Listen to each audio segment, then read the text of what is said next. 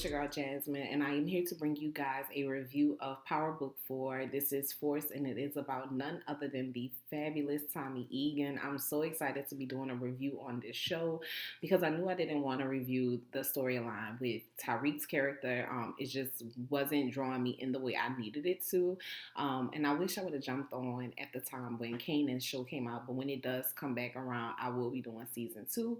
So this is going to be Power Book 4 Force about Tommy Egan. This is episode 1 and it is titled A Short Fuse and a Long Memory. So I'm so excited to see Tommy back on the scene. Like, that is my man in my head, y'all. He is everything to me. His erraticness, his spontaneity, it just really gets me going. And so we open up with seeing Tommy getting ready to leave New York City. As you guys know, Ghost has died. So Tommy can't stick around. So many people want his head on a platter, you know what I'm saying? And then also just all of the memories and things that have taken throughout this time. I think Tommy has to really think about that and debate with this. So it's best for him to leave and, pretty much start a new chapter. So we see him driving in his vehicle, but as he's driving, he's having a flashback of all the things that have taken place since he was in New York and just the different trials and tribulations that he went through during that time. You can hear him having a conversation with his mom, letting her know, hey, Mom, I'm getting up out of here. I got to go. And then listening to them kind of have the arguments that they had because, him and his mom had a very contentious relationship throughout the whole entire time that we've, been introduced to Kate and Tommy's relationship. He also lets it know, that like it's not safe for me out here in these streets. People are gonna want my head on the platter. So I gotta get myself up out of here. Then he flashes back to a scene where he's talking to a guy. I believe this is someone he was selling a supply to, and the dude's like, well, where you going? And he tells him, if I let you know, I gotta kill you. So he says, I'm going to California, and then boom, he shoots him in the eye, and the dude falls back. So he's continuing to drive, and now he's starting to kind of just have those revelation scenes where we can kind of see like what happened in past Power episodes. So we see him strangling out Hailey. We see, the demise of him and Keisha's relationship, the demise of him and Tariq's relationship when he almost threw Tariq over the building. We see him rolling up and seeing death, seeing ghosts right before his death. We see Raina's graveyard site and everything. So he's really contemplating, like, during my time, this is all of the things that I've committed, the people that I've seen go, like, life is ending for people. And in that moment, he's contemplating himself if he wants to, in his own life. So he's driving and he's about to drive off the road. And then he hurries up and, like, turns the car before it's too late. And he almost comes in contact with a tree, but he doesn't. And it's like a sudden realization moment for him. Like, he takes a deep breath and exhale where he realizes, like, damn, I almost just really, off my life. And then we also see a scene where, like, the road is split in 2 directions and he takes the choice to go towards Chicago. So I'm like, okay, so we're going to be setting our scene here in Chicago. But I was so curious to know, like, well, what's going to happen with the whole LA situation. So I was like, maybe Chicago is just the first stop and then we'll take ourselves to LA. Who knows, So then we get our new introduction music, and the intro for Power Book 4 is absolutely wonderful. Of course, 50 Cent does a great job at getting the music right for each of these. I'm so happy that each one has its own little sound and bop to it, and it's fitting for the characters, absolutely. So I really, really, really like the intro. Chef's kiss. Arrive in Chicago, and after we get in Chicago, we see that Tommy's phone starts to ring. He's getting a call. It says, Los Angeles on the phone, and then he picks up and he's like, what's up, Rodolfo? And he's like, man, where you at? Like, you should have been here hours ago. And Tommy was like, well, I'm en route, I'm on my way. I gotta make a couple of pit stops. So dude, like, bruh, like, you haven't even came out here and met up with us. Like, it's already starting off shaky. Are you coming? Are you not coming? Like, what's Tisa? Like, is you gonna be here or are you not gonna be here? So Tommy's like, man, chill out. I gotta make a little stop, but I'm coming. I'll be there. Just, let me handle a couple things. So Rodolfo's like, okay, cool, whatever. Like, I'm gonna give you a minute, but you make sure you get your ass here. So Tommy pulls up to an address that he had on the back of a photo, and it's like this old house that he pulls up at, and so he's looking at the house through the window, and when he pulled up he hit this sign and the sign falls over. So suddenly we see this guy, a little, I don't know what his ethnicity was. It looked like he may have been of Latina descent. He comes up and he's like, bro, you can't park on this street unless you got parking for money, because I run this block and this is how this roll. You gotta pay me. So Tommy get out the car and he like, bro, wait, say it again. I gotta do what, sis? And he was like, you gotta pay me if you trying to come and park on this street. So Tommy was like, man, I'm not paying you nothing. So the dude goes to, take out a little knife. And so Tommy like, seriously, bro, you bringing a knife to a gunfight? And he like pulls up his shirt and he shows him that he's, holding a gun. So the dude like, bro, I wasn't prepared for this. And so Tommy then goes and like hacks him in the neck. And the dude like, man, what's that about? So Tommy goes and asks him, the lady who lived in this house, you know anything about it? Like, where did they bury her at? And he was like, man, that woman not dead. He was like, she's down at Moorhearns. So Tommy's like, what? Because, at this time, I don't know who the person is, but Tommy was thinking to himself, like, I mean, I thought this person who lived in this house had passed away, and now I'm finding out that she's not dead. Like, that's messed up. And then the scene switches to us seeing Tommy pull up at Mulhern's, and we find out that it is indeed a retirement home for the elderly. So he goes inside and he's looking around to see if he recognizes anyone that is in the retirement home, and he's continuing to walk, and then suddenly we see one of the workers pushing a lady in a wheelchair, and she refers to her as Miriam, and from the looks of it, Miriam is suffering from maybe dementia. You could tell she's pretty much spaced out.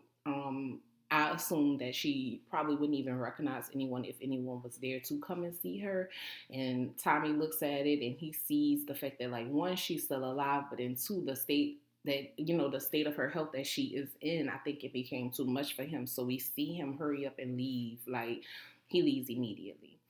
So after that scene, we switch and we are now in a jail, and we see, the cop, he's looking through a monitor at a barbershop a barbershop that's inside of the jail, and there's a gentleman that's cutting the hair of an older man.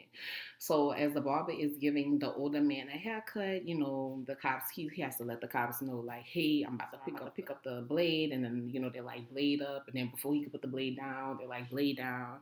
And as him and the older guy are rapping, the guy's like, I'm gonna miss having you here, but you make sure that this is the last time I see you. So I put two and two together. I'm like, okay, this dude is about to get out of jail. They didn't say his name. The only thing that they did say, they called him Samson. He was like, knife up Samson, knife down Samson. So I was like, okay, his name is Samson. But what I will say is Samson fine as fuck.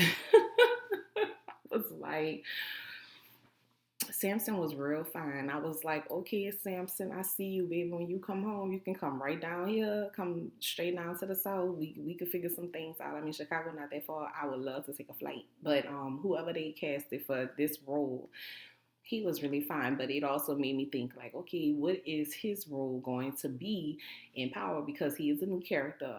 So I was really curious to know, like, well, what is he in jail for? Like, all of that good stuff. But soon as but once that scene ends, Samson is leaving to go back to his dorm inside of the prison, and he's walking by, and there's like three guys.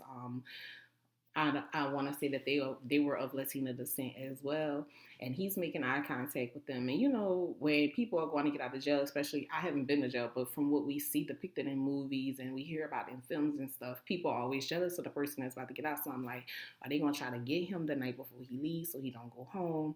But the dudes was like, man, we gonna let him go ahead, we gonna let him walk free. But like, soon as he get out on the outside and he get his feet settled in the dirt, like, we gonna make the call. And it was like, yeah, we gonna get him. So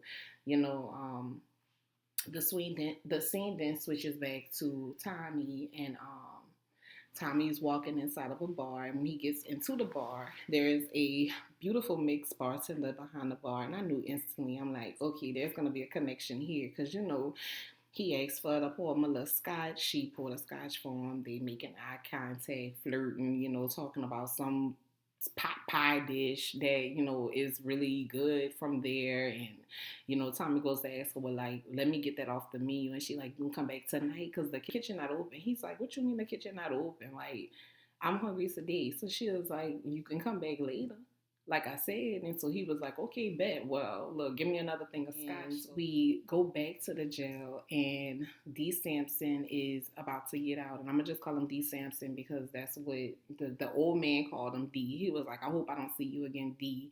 And then the cop kept calling him Sampson. So I took note of that like, okay, he's D. Sampson. What that stands for, I don't know, but I know that that's his name so far. So we see him getting ready to get released from jail, and as he's getting released from jail, the cop pulls out, the clothing, because right before they leave, your family members can drop off something for you to have on when you getting out of jail. If you've had a relative go to jail, you would know that.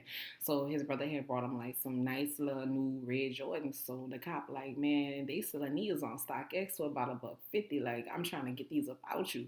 So Samson like, man, look, I know one thing. Even if they was selling these shoes on StockX, because he was like, I don't even know what StockX is. Mind you, he been in jail for a while. So he was like, I don't even know what StockX is, but I know these don't cost no $150, because Jordans don't run for $150. About $200, but not $150. So the cop was like, well, look, me and a couple of other cops around here got you a little parting gift. So they give him a brand new barber set of clippers. And he was like, for you to get yourself situated when you get out of here and get on your feet. And I was like, that was really nice. So Samson takes the little clippers and he tells him in return, you can keep the shoes since you really want them. Because at this point, it's like, it ain't even about the shoes for me. Like, I probably can go out and get those shoes and get more, you know what I'm saying?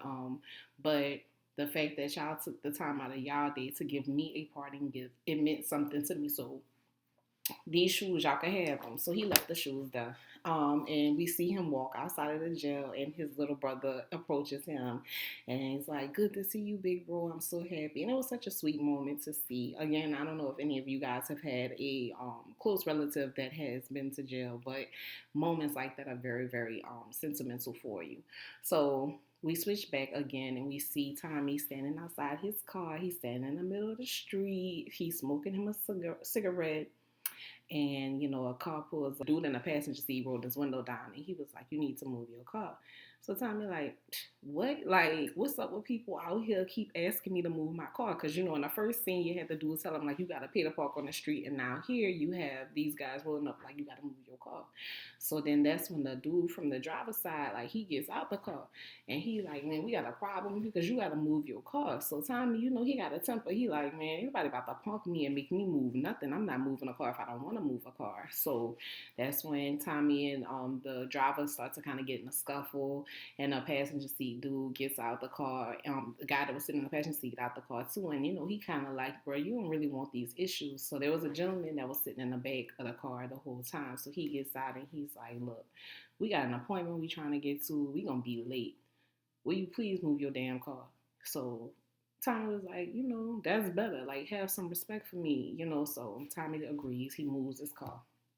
And as he's going to move the car, the guy that was driving, like, the dude telling him, like, take your ass in there and go and handle, business. Like, and he's like, he didn't want to move his car, like a little bratty teenager. And so he's like, bro, how old are you? Fucking 6. Like, go handle the business. This is little small stuff. And the dude tells him, fuck Larry Bird and fuck Tom Brady. And Tommy's like, what? And I'm like, what? I guess it was supposed to be like a comedic relief moment because it was just so left field. And, they kept trying to say, like, Tommy was from Boston. So it was funny. It was a nice little ha-ha-ha moment. So then we switch scenes again, and we see a young lady sitting behind a desk, and she's, sipping on some scotch or some whiskey or something. And, she's looking like she's the big boss. And her dad walk in and she kind of gets shook. She like, I didn't know you was going to be home early. And he looking at her like, obviously, because you sitting behind my table, like, you the person in charge. Like, you running the shots around here. You trying to take over. You trying to take my spot. So she like, no, Dad, like, what's going on? What's the word on the streets? And so, he's letting her know, that her brother was out handling some business right now. Like, he's in the streets making the moves, and that, it's her job basically to stay home and run the books. But she's like, I need to be the person out there in the streets. And he's like, nah, like that's not a woman's place. So you could see right here that there's going to be some type of struggle, because he mentioned that, her brother Vic is the one who's in the streets running things. And she's like, Vic not strong enough to be out here in the streets. And he like, let me worry about that. You just worry about staying legitimate on this side of the tracks. Then we switch back to Tommy, who is now still standing on the same street where he was. He just backed his car up so that their car could get in front. And at that point, I said to myself, did it matter if the car was in front the door or behind the door? Because they still were low-key parked in this same exact spot. So just power and control. And I was like, that was petty. I don't know if it necessarily was needed. I guess to just give us a storyline of why they are now going to have a little tizzy, but it was foolish, because I was like, it's one thing if Tommy left. It's one thing if Tommy was parked 3 blocks over, but like he literally backed his car up. So I'm like, okay. So Tommy was standing on the street and he's talking to the man who was in the back of the car, the one who got out and told him, like, we got an appointment. Will you please move your car? So the dude's like, I like how you handle your business. Who are you? Let me give you my card or whatever. So Tommy's like, I ain't tell you who I was, and I'm not telling you who I am, but I'll take your card. And, he was like, what's going on here? So the man was like, one thing about it, you don't want to start no shit with the Flynn family. So Tommy's like, is that a name I'm supposed to know? And he was like, shit, you might want to get to know who they are, because you really don't want to find out. Matter of fact, with that being said, you might not want to stick around to find out if it is going to be some shit from this, because like obviously they feeling some type of way about you and the way you handling your business. Vic inside the bar. So Vic was the guy who's in the passenger seat. Vic is also Claudia, who was talking to her father's brother. So we see him inside. He getting the drop money from the bartender, and lo and behold, we find out that him and the bartender got a relationship going. So, he like, I could meet you up outside of here later on. And she like, nah, we not doing that no more. Like, we've already had this conversation. This bridge is closed. And he's like, man, look, why it gotta be all of that? And she's like, you know how your father is. Like, he's always gonna be the he's gonna be the puppet master and you the puppet playing strings. I don't have time for that. I don't want to be a part of this anymore. So he's like, man, I'm gonna get the house for the weekend. If you want to come out there, don't worry about my daddy. Like, I'm gonna talk to him. So just hearing that, I'm like, I wonder what the issue is. And a part of me feels like it may be a race thing. Like, his dad may feel some type of way because he's trying to bring this black girl home.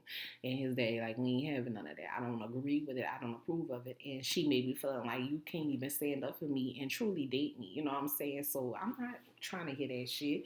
So as he goes to leave out the bar, he lets Simon, which is the driver of the car, let know that, I'm going to leave you here for right now while I go and handle some business. But when I make this phone call and I'm ready to go do this drop, you need to answer your phone and be there. And since you sticking around here chit-chatting, make sure you watch her behind the bar and don't let nobody fuck with her. So Simon like, bet, I got that. I'm going to handle it. So we see him leave, and we see Simon chopping it up with this black girl who's sitting at the bar. And then, so he leaves, and then as he leaves, Vic sees Tommy outside, and they have like this intense stare off where they're just like. So I'm like, it's gonna be some shit here, because obviously Vic is feeling some type of way because Tommy wouldn't move his car because he asked for it, like the entitlement of it all. As they're having a stare off, the older gentleman that was outside talking to Tommy lets him know, like, look, bro, let that shit go. Like, and get your ass out of Chicago. That's all the advice that I have to give you at this time. So Tommy then walks back into the bar, and as he walks into the bar, he sits down, he starts chatting it up with the bartender again, and he asks her, about the soup, because he was like, I was promised I was gonna get some soup. So she brings over a drink, and I think this time she brought over like a rum, and Tommy was like, I don't drink no rum, and she was like, you drinking rum tonight, my boy? Like. And so Tommy like, bet, like, I like how feisty you are. So she was like, look, this the menu. And he was like, all this look good. So she was like, yeah. And I'm going to choose what you going to eat tonight. So, Tommy be into all of that. He like it when somebody get real aggressive with him because he crazy. And he got like an Oedipus complex. So, that whole motherly figure, I'm going to tell you what you're going to do here, there, like that's right up Tommy's alley. So he already feeling shorty because he's like, she can handle herself too. She telling me what I need to do too. Like, I'm turned on, getting hard. So As he's sitting there having a conversation with her, we see Simon, the driver, talking to the black chick still, and this time he's getting kind of aggressive with her. So she's like, "Get the fuck out my face, like, bro, you need to move around." So that's when the bartender, she like drinks some of Tommy's drink, and she's like, "Hold up right here for a second," and she goes down there to intervene. So she's like, Simon, you need to chill the fuck out. Like, I don't need no babysitter. So Simon's like, you gonna go down there and make them drinks. You gonna do, you know what I'm saying? Like, mind your shit. It's like, you a bag man. You an errand boy, bitch. Like, and I'm like, oh, she got a little heart to it. And the whole time, Tommy's sitting at the end of the bar, he ain't making eye contact, but he listening, like, what the fuck going on down there? But then he also listening, like, damn, she talking to a nigga like that. So, she walk off because she like, I ain't got time for this. And so Simon feeling some type of way. I think he hit a little coke real quick, now he all having an adrenaline rush and shit. So like I said, Tommy, he feeling that. So the man, Simon, walks out to the back, and Tommy gets up and he kind of follows him. So we see Simon, the driver, in the back taking the leak. And so as he taking the leak, Tommy walks out the door, and Simon's kind of like, he feeling himself. He like, oh yeah, I've been waiting on this moment all night. So they get the scuffling, you know what I'm saying? They fight and they tussle. And after they fight and tussle, that's when Tommy obviously got the best of him, and he steals Simon's phone. He steals the money out of Simon's pocket, and then he sticks Simon's hand through a bar, and he like steps on it, and then it kind of breaks and cracks, and then we see Simon fall asleep. Now, from what I can see, Simon just was knocked out. I don't think he killed Simon, but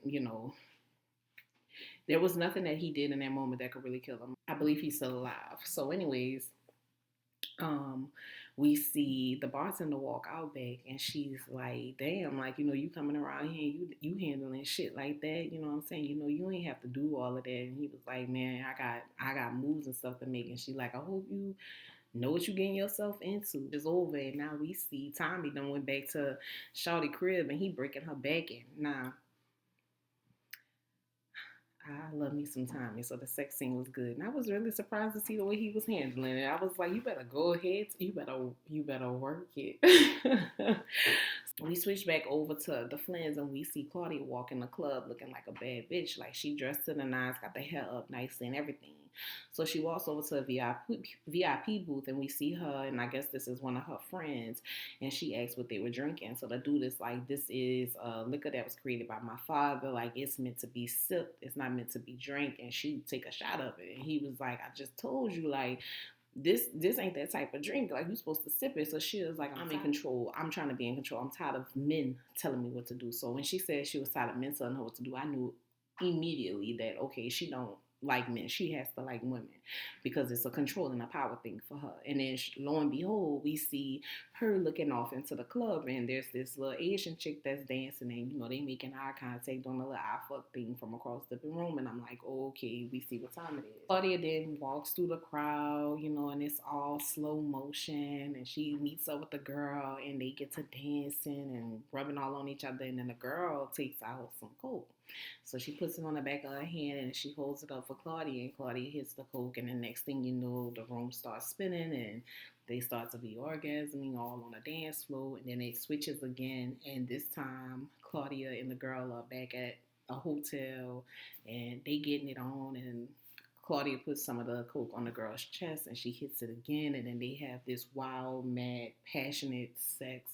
And after that is done, Claudia is asking her, she like, man, this some good shit. Like, you got more of this? So you can see that, like, again, she's trying to be a queen pin in her own right and take over her father's legacy. So now she's thinking to herself, like, if I could get a hold of this, then I could introduce my daddy to a whole new connect, and then that could put me in a power, you know what I'm saying, of its own. So the scene switches again, and this time we see Tommy and him and the bartender chick, they finishing up their little session, and Tommy like, look, I gotta bounce, because Tommy say, I ain't here for a long time, I'm just here for a good time. So he getting ready to go, and when he leave, he look over to the counter, and he sees some dog tags from the service. So he was like, you used to be, you know what I'm saying, enlisted? So she was like, not me, my husband. So, he kind of looking like, your husband? She was like, yeah, he got deployed, but he ain't never come back. So he was like, damn, people lose people all the time. So, then he thinks about what she said, the fact that she was married, and he was like, you like it, being married. So she was like, I mean, we was only married for a short amount of time, and then he got deployed. So, like, I really can't say, if I liked it per se. She was like, but it had its moments. And so Tommy starts to flashback, well, him planning to marry Keisha, and him and Keisha's son looking at that ring. And, it plays in his mind like, damn, I could have been married. I could have had a family. I could have, done all of these things. So, he had that flashback.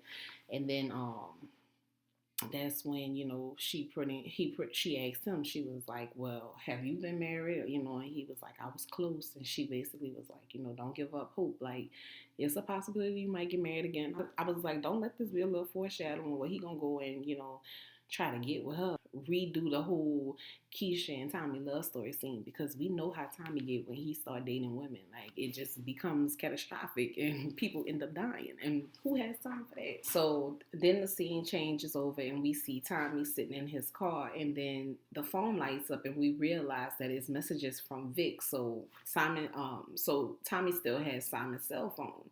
So Tommy's looking at the messages and it's telling him like, oh, we about to have a drop. Meet me at said address.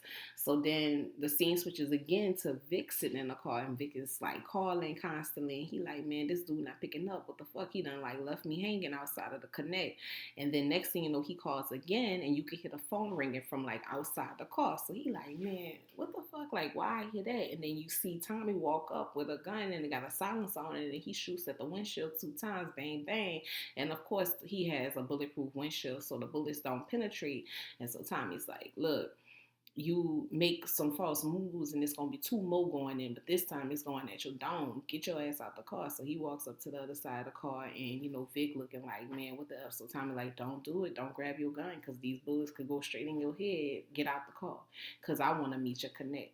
So Tommy and Vic start to walk. And as they get into the building, Tommy's asking Vic all these questions. He's like, how many people supposed to be here?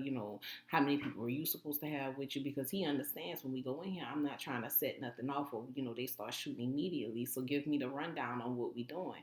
So Vic looking kind of nervous, because he's like, I don't even know you, nigga. Like, this is a real compromising situation for me. But he gives him the information because he understands at this time, he's real vulnerable. Tommy has a gun. He got to give up the information. So they walk in, and as they get in, we see Samson from the beginning, the guy who was in jail, his brother, and 2 white dudes that look like they coked out. So I'm like, what's really, happening here? Like, they looking like they on some coke. How is this a connect? And so then we see Vic, he asks like, well, where's my ad? Because this isn't who I was expecting when I came to the Connect. And then that's when you see Samson's brother kind of put 2 and 2 together, and he like, yeah, like, what you 2 dudes doing here? So again, the 2 dudes, they coked out and stuff, and then Samson's brother and Vic realized like, damn, we done been set up. And Tommy's like, y'all just not putting 2 and 2 together. Like, you don't see these 2 dudes out here acting like they own something. Like this ain't normal to y'all. Come on now, like let's get it together. So Tommy's like, man, look, let's handle what we got. So the dude's asking, they like, man, where the money at? Where the money at? So Tommy like, bro, pay him, like, so you can get the fuck out of here, because I ain't trying. This ain't the Connect. This ain't who I'm trying to meet. I'm trying to go home now. Like, this ain't what it is. So that's when Vic like, I got the money, but I ain't got all the money. So Tommy like, wait a minute. You gonna tell me you came up here to meet up with the Connect to get some product, and you ain't got all your ducks in a row? I don't know what Vic was thinking or where this storyline came from, but I mean, that situation, if it would have really been the Connect that was there, it would have been like messed up. So I don't know what their original plan was going to be, but in real life, you can't go and meet up with no Connect to buy some product and you don't have all your money. So it didn't make sense to me. And so Samson's brother looks at one of the dudes and he like, Craig, baby, number 1, let me get my stuff so I can get up out of here. And then that's when Tommy realizes that things are about to go left real quick. So he starts to kind of roll reversal and like let these dudes know like, this y'all first lick, huh? I could tell, because look at how y'all acting. Did you even make sure that the product is right? Did you even make sure that the product not cut wrong? And then that's when the 2 dudes that's supposed to be, the connector, like, man, I didn't even think about it. They start like hyperventilating and getting nervous and realizing like, shit, we gonna end up dying. Like, this ain't how this shit's supposed to be going.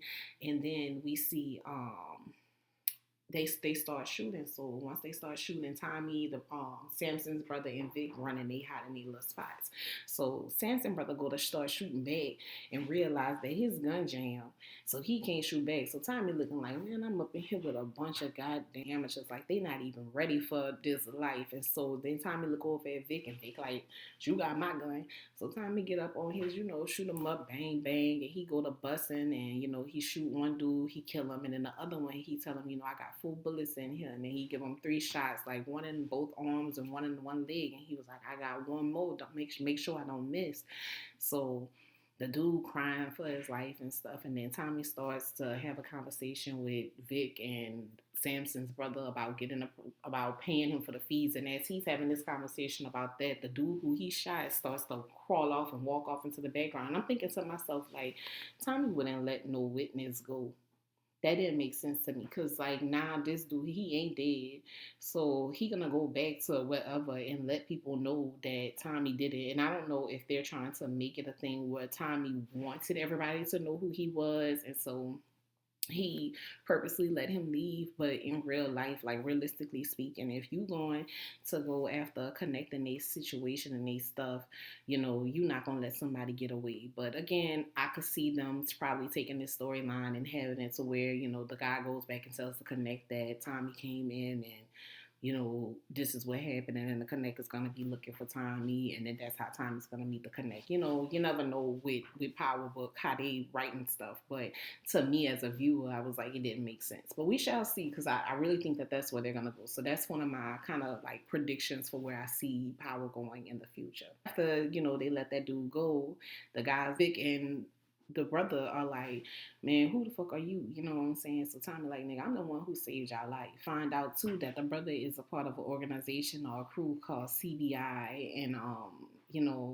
Tommy said he got a fee, so Tommy get the money, Tommy get the product, he roll up out of the, and then Vic looks at the brother and was like, that nigga fucking dead. Like, so, he talking about Tommy basically, like, we gotta go get our shit. So the next day rolls around and we get to see fine ass Prison Bae, aka Samson. He is waking up after a nice slumber. He's looking around. He's excited to be, out of jail. And then we see him and his brother walking, and he calls his brother Jannard. So we now know that his brother is Jannard. And as they're walking the block, they're reminiscing on the past. And he's like, man, things ain't the same. It looks different around here. I don't see no crews hugging the block. Like, this shit's crazy. And then, we realized then that he used to be over the group CBI. And so as they talking, he starts to think about the story that his brother told him about what happened the night before with Tommy. And he's like, so you mean to tell me this dude, Tommy, just saved your life? And so he was like, nah, I could see my gun had jammed. So he was like, oh, okay, well, let me fix it. You mean to tell me your gun had jammed and then this nigga had saved your life? And so, he looking like, man, the story, something ain't adding up. And he was like, I swear, it's kind of like, what I'm saying, he just swooped in and just like, what I'm saying, like a ghost, like Casper the Ghost. So his brother was like, well, bet. Let's find Casper the Ghost, because I'm trying to find out who he is. I want to meet this dude. I want to see him. And I'm pretty sure for Jannard, he kind of probably felt, what I'm saying, just a little inferior in that moment to know that I have to go and let my brother know, who obviously used to be over this whole organization that we have, that in the heat of the moment, I went to get some product and this nigga came in and took the product and took the money too. So I have nothing to bring back. And also too, I'm like, Prison Bae, don't get yourself caught back up. Like, they just gave you out to the game. Like, what I'm saying, where you can go and you can start your barber thing, what I'm saying, here in the streets, and you ain't got to go back to that life in the game. You can move down south. But that's neither here nor there. So we switch and we see Vic and Claudia standing out back of their house, and they are talking about what had happened the night before with Tommy.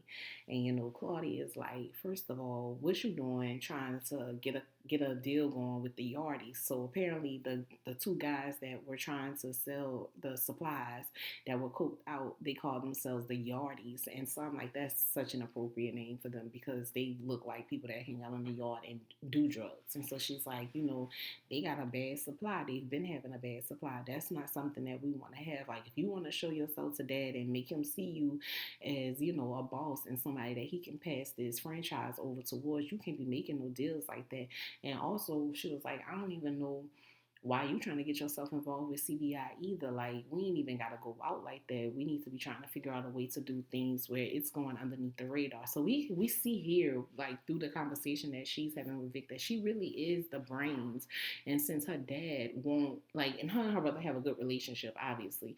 So since her dad won't pass it off to her and trust that she can hold things down, she's pretty much schooling her brother, to run things the way she would run things. And he respects her, but at the same time, he doesn't want to feel emasculated. So you see him kind of being like, yeah, all right, well, I got it. And, he walks off. The scene switches again, and we see Tommy sitting in his car. And this time, Tommy is doing some intel research on his own. So the first thing we see is that he's looking up who is the Flynn family, because he keeps hearing this name, like, you don't want to get on the Flynn's bad side. So he looks it up. And I looked at what the Google report says, and it basically reported them as being one of the major crime families in Chicago. So then he looks up CBI, and it pulls up an article about Samson, who I find out his name is Diamond. So I'm like, Diamond's our girl's best friend. Hey, Samson, what's up? So he reads on it, and it says that that Diamond had got sentenced to a 15-year-long bid in a prison for a drug trafficking sting that took place in Chicago, and that he had a barbershop, and he was being released from prison. So we found out that Diamond, was in jail for 15 years because of a drug trafficking ring that took place out there in Chicago. So he clearly was big shit. And we see too at that time that Tommy keeps getting calls still from Rodolfo, because Rodolfo is still like, bro, you were supposed to be in LA and you still not here. Get your ass here. But he ignores the calls. And then we see him go back to the nursing home. And this time, instead of him going through the front door of the nursing home, he goes through the side door entrance, and we see him walk into like a greenhouse. So I'm like, how did he know that Miriam was going to be in the greenhouse when in the first scene where we saw Miriam, she was in the TV room, and we never saw what he was watching.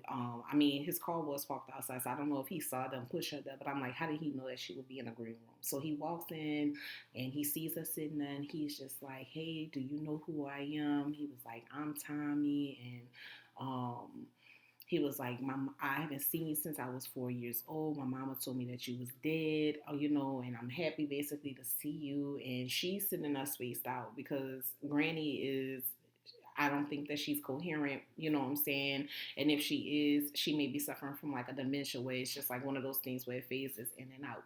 But he does say that I'm Tommy, and then he shows her a photo, and you hear her go, Tommy, and she smiles, but then like instantly it clicks back out, and it's like, and I don't know who you are, my baby. And that hurt him, you know what I'm saying? To see her like get so elated, and then to see her lose it. And it's like, all this time I've gone my life without knowing that you were alive, thinking that you were dead. I never came and checked in on you. I never saw how you was doing. And now, you know what I'm saying, when I do get the opportunity to meet you, I'm meeting you in a state where, you know what I'm saying, we really can't build on this or establish a rapport with one another because we don't know each other. So Tommy leaves because he's distraught, and we see someone looking out the window, but we don't know who it is. We just know someone was watching him the whole time. So as he's walking, the music starts to get eerie. So I'm like, okay, somebody following him. And then suddenly, you see a hand go to reach Tommy, and Tommy was grabbing his gun at the same time. So he turned around and he got the gun. So the dude like, nigga, what you doing around here coming to see Miriam Egan? He was like, because I'm the only person who's come to see her in the past 6.5 years. So what's really going on? So Tommy looking at him like, well, who is you? So he was like, I'm her grandson. Who is you? And Tommy like, I'm her fucking grandson. So plot twist, you know what I'm saying? We all like, what? Then you see them both standing outside the car, you know what I'm saying? And Tommy going to light a little or whatever. And he like, bruh, who would have thought that, you know what I'm saying, I had a whole brother all this time that I didn't even know about. So dude like, yeah, he told me my mama name is Catherine and she left me, you know what I'm saying, so my daddy raised me. So Tommy like, First of all, what we not about to do is call Kate Catherine because she ain't no royal motherfucker. Her name is just Kate. Let's get that understood. So, he asked the dude, you want to hit the guard. And so he like, nah, it do something to my voice. And he was like, nigga, your voice can't get no deeper than what it already is. Hit this shit, bro, and chill. So, he asking questions, they getting to know one another. And he was like, so tell me about Kate, you know what I'm saying? And he was like, ain't nothing to tell. He was like, as far as that bitch concerned, she dead to me. So the brother like, touche? Like, I get it, you know what I'm saying? She obviously really ain't no person, so I ain't miss out on nothing. So Tommy asked him for his number. He was like, let me get your number, and, that way we can keep in touch or whatever. We switch back and we see Diamond Fine Ass again. I think from here on out, when I mention Diamond, he's either Prison B or it's Diamond Fine Ass because, whew, that's a fine ass man. So him and his brother Janard are at a barbershop and this was obviously the barbershop that he used to work at when he was younger because in the article that Tommy had found, we found out that he did indeed, was running a barbershop. And so he's basically like, man, I remember when I used to be in here, still got the same smell. And the brother was like, hey, well, don't worry no more. He was like, because this for you. He was like, you ain't got to worry about, no mortgage or no nothing. Like I paid this shit off and made sure it was here. I've been holding it down for you. And now that you home, this your spot. So the brother sat in the chair and he like, yeah, it feels real good. And he was like, man, I can remember the days, when we used to be cutting hair up in here and running around up in this thing. He was like, and that's how everything got started. That's how we started CBI. He was like, Chicago Brothers Incorporated. So we find out what CBI stands for. So I'm like, oh, okay. So, they brought a lot of stuff for us so that we wouldn't be left in confusion. So, we really got a lot of information. I still don't think, though, that at any point in this episode they ever mentioned Diamond by his name. Again, I only knew his name was Samson because the police kept calling him Samson, and then the old man called him D. But when it came to the reading the articles, I did pause the show to look at the article and read it myself so that I could see, what was what. So I'm like, okay, that's how CBI got started. So that was really, really information. So he also goes to let his brother know that, I've been in prison for a long time and I've changed as a person. And so with that being said, now that I'm back, I want to see some things change with CBI because I'm really not trying to be with this street shit no more. He was like, we can't keep killing people. Like, I don't want that no more. And that kind of pisses Jannard off because it's like, you've been gone for 15 years. So during those 15 years while you was locked, I've been holding it down and making sure shit was running. And now you want to come home and think you're making some changes, but it don't work like that. So he was like, save all that philosophical shit that you talking, my G. I'm about to go make a couple of runs right now. And when I come back, you know what I'm saying, we'll get together. We might hit a couple of bars and stuff. But as far as that shit you talking about, which you don't want to see happening, I'm not trying to hear it. I'm really not. So, we switch back to Tommy, and Tommy's at the gas station and he pumping his gas, and he just found out that he got a whole ass brother that Kate done been out here in these streets fucking, and she done had some children that she didn't even take care of, and she raised him as if he was the only child and never even told him that he had another sibling. So I'm pretty sure in his mind he's like, if this is my sibling, ain't no telling how many more of us are out here in this world. And he's like, that's some messed up stuff, and it further makes him dislike Kate. And it also further makes me be like, Kate, you really on some weird creepy shit because you have other kids out here that you didn't want to take care of, but then you try to have this whole Oedipus ass relationship with your child. Make it make sense. It doesn't. As he's finishing pumping up his car, he goes and he looks at the paper with the number on it for his brother, and he's like, you know what, like, I ain't even trying to get no attachments like that. Like, this nigga wasn't a factor of mine, so he's gonna continue to not be a factor. And he goes to throw the number in the trash. And as he getting in the car, it's haunting him in the back of his head, like, but I ain't never had a brother, and I did just lose my best friend who was like a brother to me. So I'm probably going to need somebody, you know what I'm saying? And he goes back and he gets the number. What he's going to do with it, who knows? But I can understand why he went and got the number, because that puts you in a hard place when you already by yourself. It's hard to be out here in this world maneuvering alone. So, I'm pretty sure they'll probably build a relationship. So the scene switches back to Diamond, who is still at the barbershop, and, he's cleaning up some things because he knows this is mine and it's about time for me to try to make a house a home. And as he's, cleaning and stuff, this guy enters into the building and he's like, you know, um, looking around. So Diamond's like, "What's up, bro? We ain't open for business right now, but you can come back later. Later on this week, we're gonna be open. I'll be able to cut you up." And I thought it was so strange that this man walked in. So I'm thinking to myself, like, well, who sent you, and how you knew Diamond was gonna be here at this time? Because the shop wasn't open and the lights wasn't on for you to think it was open. Now, I done been a lot of places in my life, and what I don't do is just walk into random ass places. You know what I'm saying? Just for the fuck of it. So I'm like, who sent you? How did you know he was gonna be here at this time? How did you know this place been sitting here on this block all these years? Do you always just walk by and open the door? And I know that an article was out letting it be known that he was coming home from jail. But again, like, who's just thinking to go pass by a barbershop and walk in? That was kind of strange to me. So anyways, the dude was like, I ain't never seen you around here before. You from around here? And he was like, I ain't been around here in a long time. So the man was like, well, where you been? As he's sitting down and he getting comfortable and shit. So Diamond looking at him like, man, what the fuck is this about? Because I done told you, you know what I'm saying, I'm not open for business right now. So Diamond goes to kind of reach in his kit of supplies, like he about to grab like probably a little scissor, a shank or something, because if things go left, he gonna have to handle his business.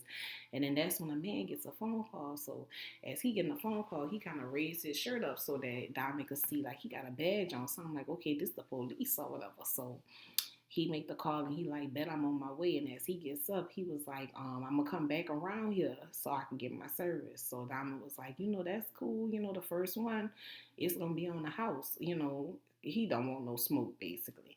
So the man was like, nah, I don't never leave no, what I'm saying, no debts unpaid. I'm gonna pay for my service. He was like, but it's good to have you back around here, Diamond. And he walk out. So I'm like, nah, he just signed Prison B. So Prison B looking like, what the fuck? And I'm looking like, what the fuck too? Because I'm like, again, how you knew he was gonna be here? I hope they give us information on that later. Then we switch back to Tommy, and this time he's in his car. He's driving through Chicago, and as he's driving, he's on the phone with Rodolfo, and he's letting him know, you know what I'm saying, like he coming. And then he realizes as he's on the phone with Rodolfo that he being trailed by 4 SUVs. So he starts to kind of, you know what I'm saying, get nervous, and he trying to figure out how he can get off the bridge so that he can duck and dodge them. And then they go to box him in. So you got 2 other SUVs on the left and the right, and then you have one in the front and one in the back. So Tommy trying to like stop so he could swerve through. He trying to pull forward so he could swerve. And as he sees an opening, he tries to like make a turn, but he doesn't realize that the side of the bridge is on him. So when he makes that left turn, the car is like cornering him in. So a bunch of dudes get out with guns and they like, holding the guns up to him. So Tommy step out with his hands up. And the old gentleman who was letting him know in the beginning, like, get your ass out of Dodge, was like, I told you, this ain't what you want. But since you ain't listen and you ain't get your ass out of Dodge, let's take this ride. So he pat him down and he get in a car with Tommy, and then he tell Tommy, drive and follow these cars. You see them all driving, and then as they driving, Tommy looking nervous and shit, then they pull up at the Flynn mansion. So next thing you know, they get out the car, they got him walking through the alley of death. It's got all these flames going up, and then Mr. Flynn himself comes out and he introduces himself to Tommy, and Claudia is sitting on a balcony overlooking like the queen bitch that she is, and she's like, let me see what how this exchange is about to go down, because I'm pretty sure, what I'm saying, she had already let her daddy know that Tommy, he done saved Vic's life. He ain't kill him. He took the product and stuff, but he didn't kill him. So Flynn is telling him about how in the biblical times they were sacrificing cows. And so Tommy like, bruh, you done with this biblical lesson about sacrificing cows and shit? Because here's what I do understand. It's like, you brought me here for 1 or 2 reasons. And since I'm still living, you obviously have no plans on killing me. So, you know what I'm saying? So you're welcome for me saving your child's life. And as he says that, he hands over the bag with the money and the product. So, Flynn looking at him like, all right, you know what I'm saying? I see what you're doing here. Like, this is a man of a certain, like, he had respect for him in that moment, because he sees, like, you ain't coming out here to be on no foolishness, but at the same time, they don't trust nobody. So it's like, but what do you want? So, he lets it be known again. Normally, this will go a different way, but I'm not going to hurt you this time. But he asked me, he was like, you planning on staying here for a while? So Tommy was like, nah. So he was like, well, where you going? And he was like, I'm going west. So he was like, basically Tommy was like, and I really ain't got no time to be here sitting here chatting up and stuff. And so Mr. Flynn was like, bet, I think in your best interest. Thank you for bringing me my product. Thank you for saving my child's life. But while you at it, get your ass the fuck up out of Chicago. This is the last time I need to be having a conversation with you about anything, sir. Do you get that?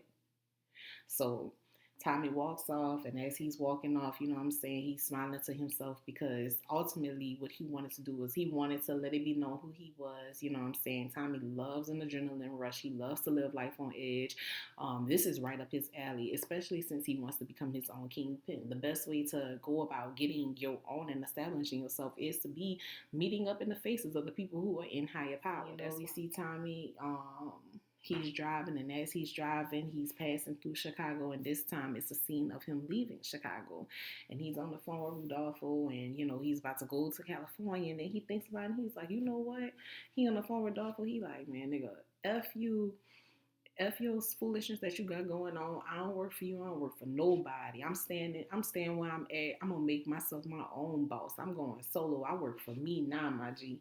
And then the show ends. We see Tommy turning around and he going back into Chicago. And Tommy done said, I'll be damned if y'all run me the hell up out of here, baby. It's time. So that is how the show ends. And with that being said, I will say episode 1 was really good. We got to meet some outstanding characters. I'm super excited to see the story development for Prison B. Because we know what it's like when you're trying to get out of the game. There's a few people who actually can make it out. And so knowing that the police came to the shop and everything, like we know that that's going to be a storyline in itself. They're either going to try to make him work for them and give them the insight and the information on CBI so they can bring the rest of them down, and then he has to debate on that, or you know they'll probably be holding things against his barbershop or doing things to jeopardize his business. I think that's going to put him in a real compromising situation.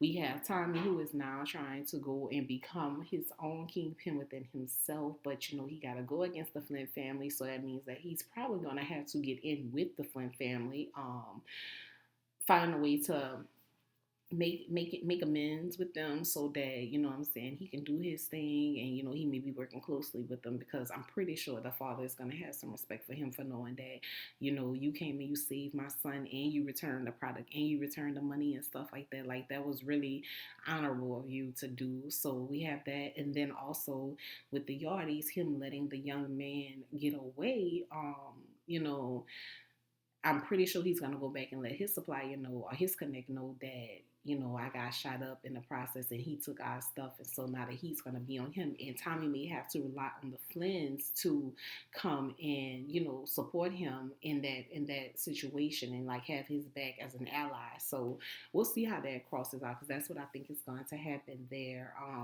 Also, I would love to see Tommy get a new love interest, but I'm nervous that Tommy is going to go off the deep end and kill her too. And I wonder if they're going to make it a situation where it's him and the bartender, because we know that she was dealing with Vic, and when Vic finds out that, you know, she's been fooling around with Tommy, it's not gonna end good for anybody. So, you know, then they're gonna be beefed out again, and then it's gonna be like on one side where, you know, his daddy is like, let Tommy live, Tommy is working for us, and that's gonna build animosity between them. Like I could totally see that happening. I'm not certain if it will, but I can see that happening. Who else? Jannard, I think he's such a hothead. He's probably gonna get himself knocked. I think he may get himself in a bind, and then Prison Bay may have to resort to going back to the streets because he's going to be adamant about seeking revenge on behalf of his brother, but his brother don't listen. So, or they end up going against each other because, you know, on Power, they love to do shit like have the father and son go against each other. So maybe the brothers will be butting heads because one of them wants to get out the game and one wants to stay in. And as the former ringleader of all this, I don't care what you've done since I've been gone. This is how I want it to go now, and that could really create a war between both sides. This is just all predictions, by the way, things that I could see happening. Also, we got Claudia, who wants to be the queen pin. I think she's going to try to find a connect for who is supplying the little Asian chick with her source, and she's going to try to get in so she can bring that on to their side and bring in more revenue. I think the daddy is going to be still on some I want Vic in charge, and I think that it's going to continue to make her feel angst, but I'm curious to see how that storyline goes as well.